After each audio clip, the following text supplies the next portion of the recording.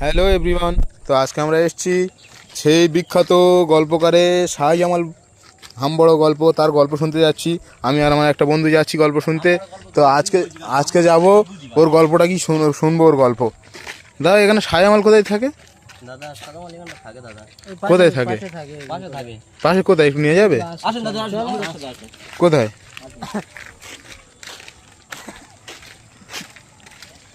কোথায় নিয়ে যাচ্ছেন দাদা ভাই? আর গল্পের শুনে ওনার গল্পের শুনে আর তোমার গল্পের শুনে বহুত দূর তো লোক আছে, তোমার জানো না তো।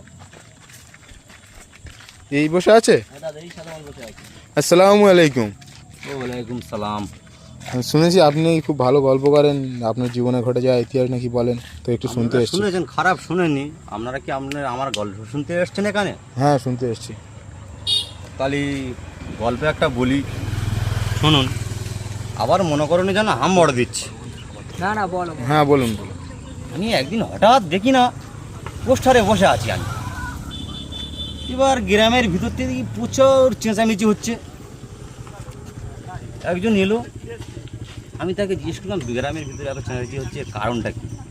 বলি গ্রামে একটা বুনো মই ঢুকেছে, যে ধরে দিতে পারবে তাকে 5,000 টাকা দেবে। আমি বলছি আমি মোষ ওই একলা আমি ধরে দেবো। মোষ? হ্যাঁ মোষ, একলা? আমি একলা ধরে দেবো। একলা ধরে দেবে? হ্যাঁ। বাহ। এবার বলে আমি